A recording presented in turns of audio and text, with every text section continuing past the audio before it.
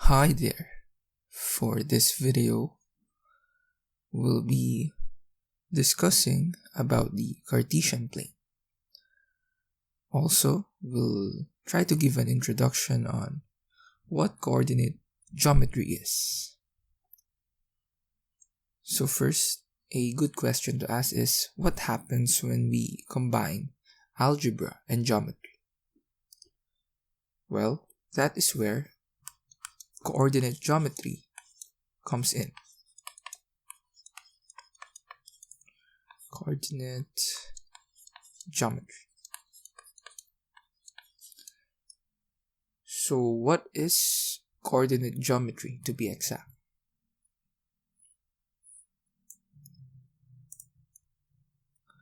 So coordinate geometry, or also known as analytic geometry, is the use of graphs and coordinates in the 2D plane. This 2D plane out here is our Cartesian plane.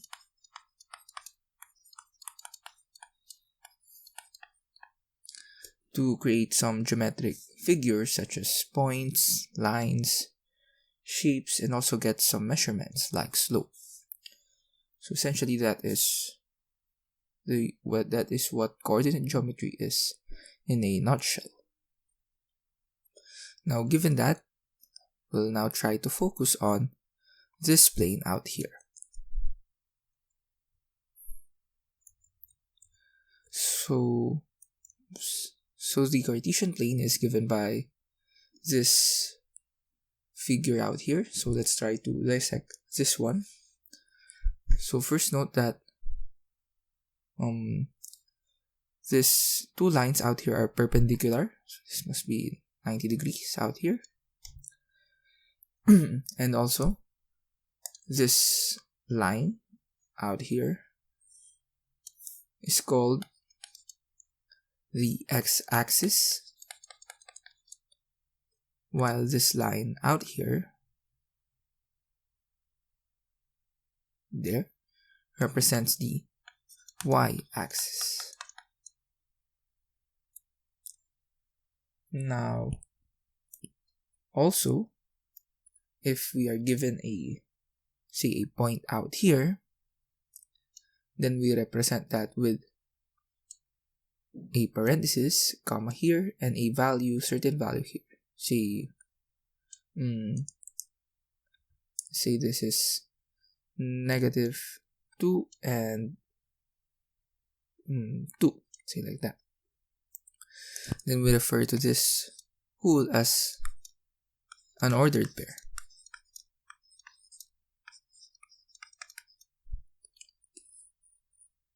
Moreover, if we dissect its parts, this here represents the x-coordinate, or also known as the abscissa, like that. And it is called the x-coordinate since it represents the value from the x-axis. So it represents this one out here and this one, like that. On the other hand, this out here represents the y coordinate, or it's also called as the ordinate out here. And it's called the y coordinate since it represents the value from the y axis. So it represents this out here. So something like that. Now let's clear out some of this. Let's now talk about the quadrants of a Cartesian plane. So since this is also something important. First, note that this x and y axis actually represents a number line. So this one in the middle out here is the 0. So it's 0 out here. Then on the right, we have here 1, 2, 3, 4, 5, 6, 7, and so on.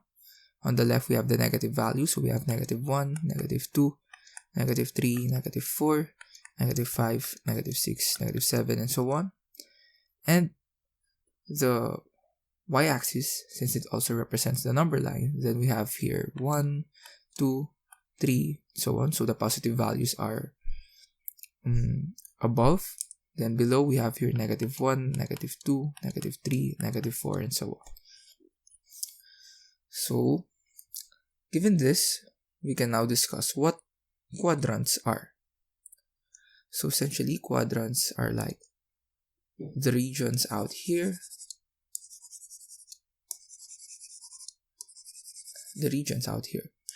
So given that, we have 4 quadrants.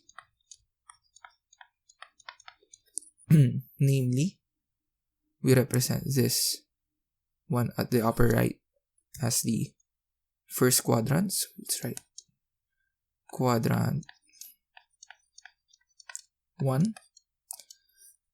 Out here is the quadrant 2. Quadrant 2. Then out here represents the quadrant 3. And lastly, we have here the quadrant 4.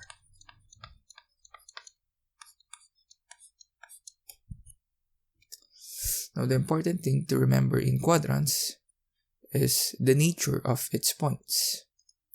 So in the first quadrant, say if we get this point, based on this one, we know that its ordered pair must be both positive. On the quadrant 2, if we get this point out here, then we know that its x component or coordinate must be negative, and its y coordinate must be positive. For the third quadrant, if we get a point here, we know that must be both negative. So we have here negative, negative. And lastly, if we get a point in the quadrant 4, then we have here positive x coordinate and negative y coordinate. So this is the quadrants in a Cartesian plane. It tells us about the nature of the points or the ordered pair that we get. So now let's try to plot some points given this knowledge that we have. Oops, let's fix this. There. So for this example, our goal is to plot these following points out here and determine their quadrants. So let's start with the first example. This one out here. Again, this out here represents the x coordinate or the measure from the x-axis, and this out here represents the measure from the y-axis. Again, this is the x-axis and this is the y-axis. So first, our x must be at the 2. So we take note of this. And our y must be 3. So it's this. So connecting that, then we know that our point must be here. So let's write this and then this. So we have here that. So this one represents the ordered pair 2, 3. And what quadrant is it in? Since it is in this region out here, then we know that this must be in the quadrant 1. Simple as that. Let's do the same for the next points. So for this one, the x must be at the -1 and the y must be at the 4. So if we connect that, that is here. So we have this point out here represents the ordered pair -1 and 4. Question is, what quadrant is it in? Since it is in this region, if we recall, this region represents the quadrant 2.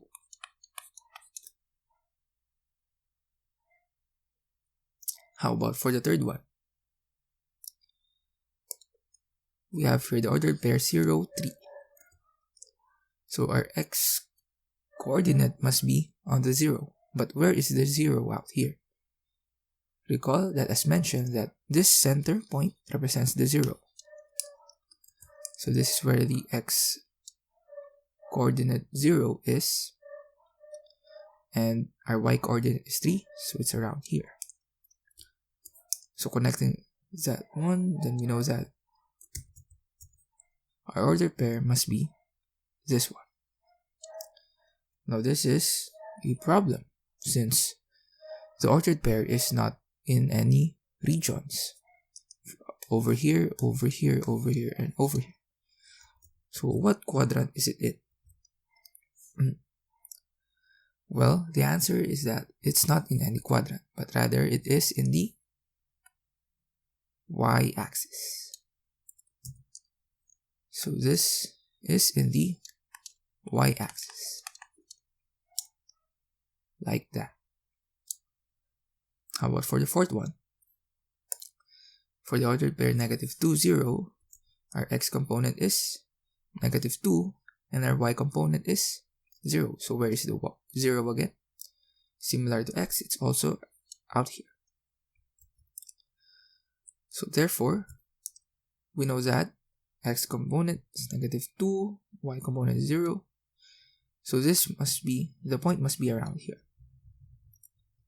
And again, since it is not in any quadrant, and it is rather in this line out here, then we say that this point is in the x-axis.